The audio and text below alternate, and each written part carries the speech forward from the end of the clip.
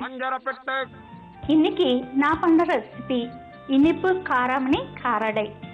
இந்த ரெசிபிக்கு தேவையான இன்கிரீடியன்ஸ் என்னன்னு பார்ப்போம்.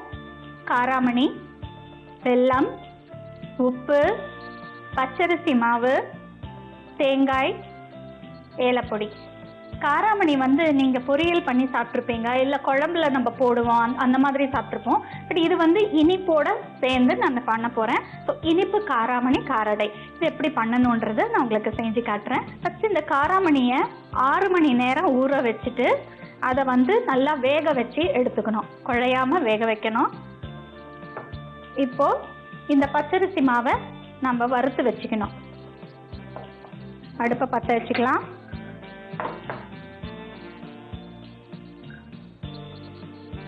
பச்சரிசி மாவை நல்லா வறுத்துக்கணும். இதை சிம்மில் வச்சுருக்கேன். இப்போ வெள்ளைப்பாகு நம்ம எடுத்துக்கணும். அதுக்கு இந்த ஸ்டவ் ஆன் பண்ணிக்கிறேன். இல்லை தண்ணி ஊற்றிட்டு நம்ம வெள்ளைப்பாகு எடுத்துக்கலாம்.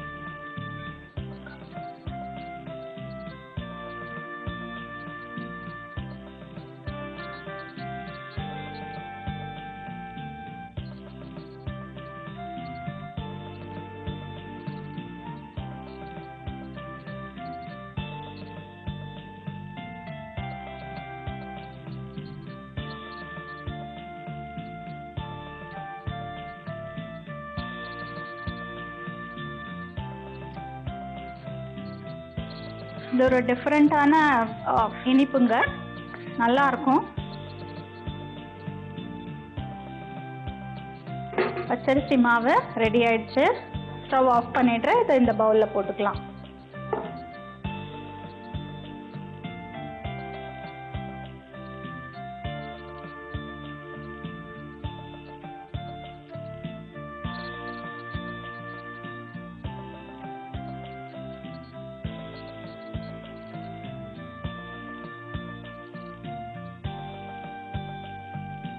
வெள்ளைப்பாகு ரெடி ஆயிடுச்சு. இப்போ இதை ஆஃப் பண்ணிடுறேன். இப்போ இந்த பாகை வடிகட்டி எடுத்துக்கலாம்.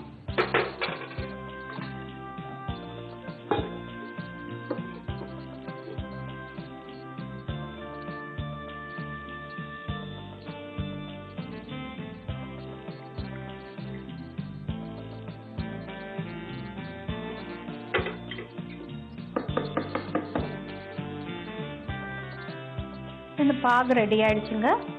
இப்போ நம்ம காராமணியும் இந்த தேங்காயும் நல்லா வறுத்துட்டு நெய்யில் இந்த வெள்ளைப்பாகு, பச்சரிசி இதெல்லாம் சேர்த்து அதுக்கப்புறம் வடை தட்டணும். முதல்ல அடுப்பு ஆன் பண்ணிக்கலாம்.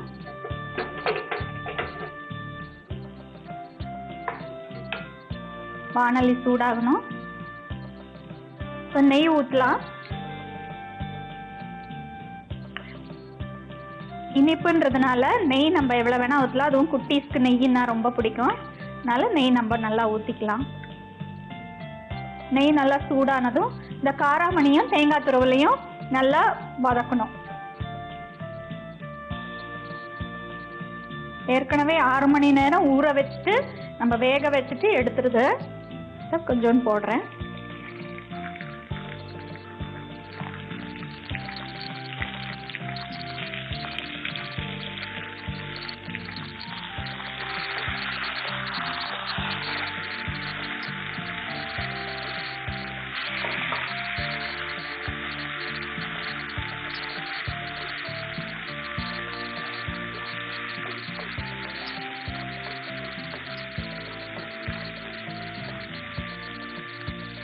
இது ஓரளவுக்கு வறுத்தாச்சு.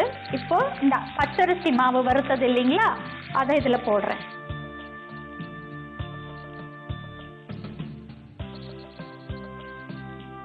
ஃப்ளேம் சின்னது பண்ணிக்கோங்க, சீக்கிரமா அது கெட்டியாயிடும்.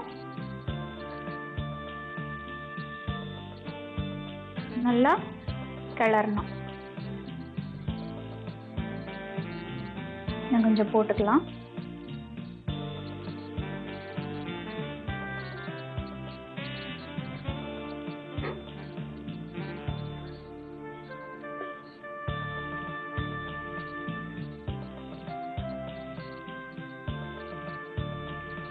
கொஞ்சம் இதில் உப்பு சேர்த்துக்கலாம் நம்ம.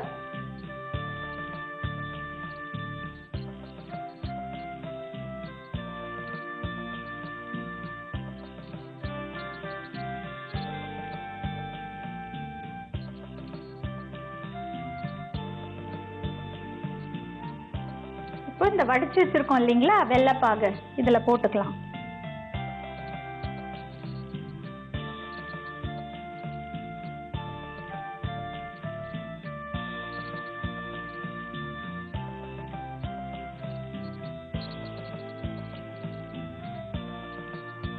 ஃப்ளேமை நான் சின்னதாக்கியிருக்கேன்.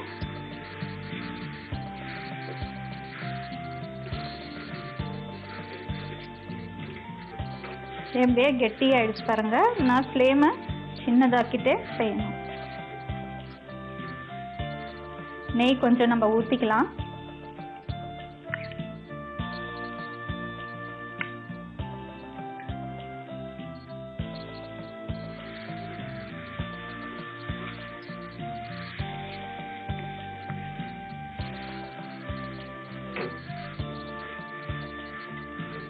இப்போ இதில் கொஞ்சம் ஏலக்காய் பொடி,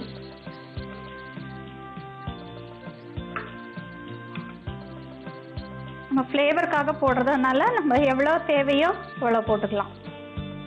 நல்லா வாசனையாக வேணும்னா இன்னும் கொஞ்சம் ஆட் பண்ணிக்கலாம். நம்ம இது நல்லா கலந்துக்கோங்க.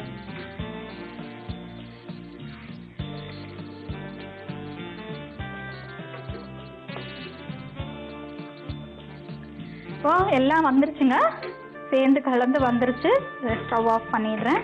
இதை வந்து நம்ம ஒரு தட்டில் போட்டு ஆற வைக்கணும்.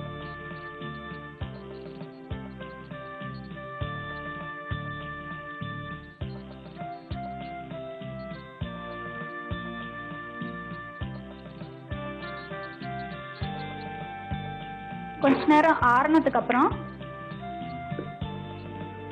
இப்போ ஆறணுங்க.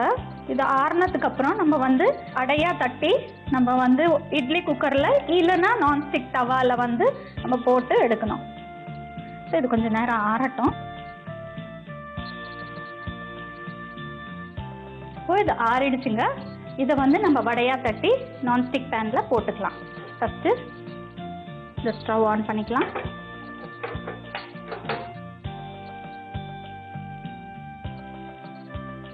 கொஞ்சம் நெய் ஊற்றிக்கலாம்.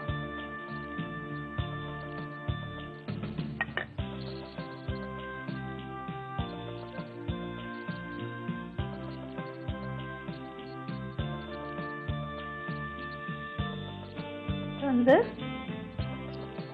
நல்லா உருட்டி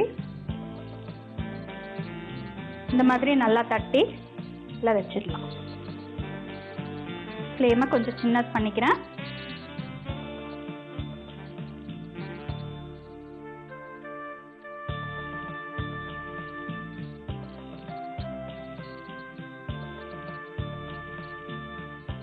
நம்ம மேலே கூட இதில் நெய் ஊற்றிக்கலாம். இனிப்புன்றதுனால நெய் சேர்த்துக்கலாம். இதை ஆஃப் பண்ணிடுறேன். ஆயிடுச்சு.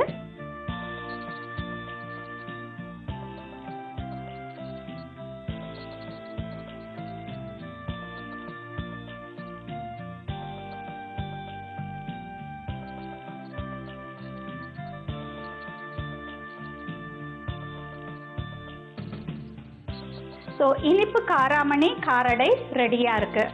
இது எப்படி செய்யணும் அப்படிங்கிறது ஒரு ரீகேப் பார்ப்போம். அரிசி மாவை நல்லா வறுத்து வச்சுக்கோங்க. அப்புறம் வேற ஒரு வாணலியில் வெள்ளைப்பாகை எடுத்து அதை வடிகட்டி வச்சுக்கோங்க.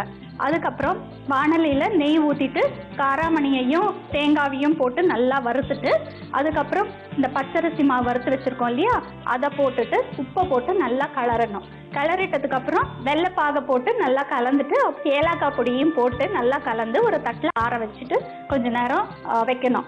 இது ஆறுனதும் அந்த மாவு எடுத்துட்டு நல்லா உருண்டையாக பிடிச்சி வடையாக தட்டிட்டு இந்த நான்ஸ்டிக் பேனில் நெய் ஊற்றி இந்த வடையை ரெண்டு பக்கமாக நல்லா ப்ரௌனிஷ் ஆகிற வரைக்கும் திருப்பி போட்டு எடுத்தீங்கன்னா இந்த இனிப்பு காராமணி காரடை ரெடி.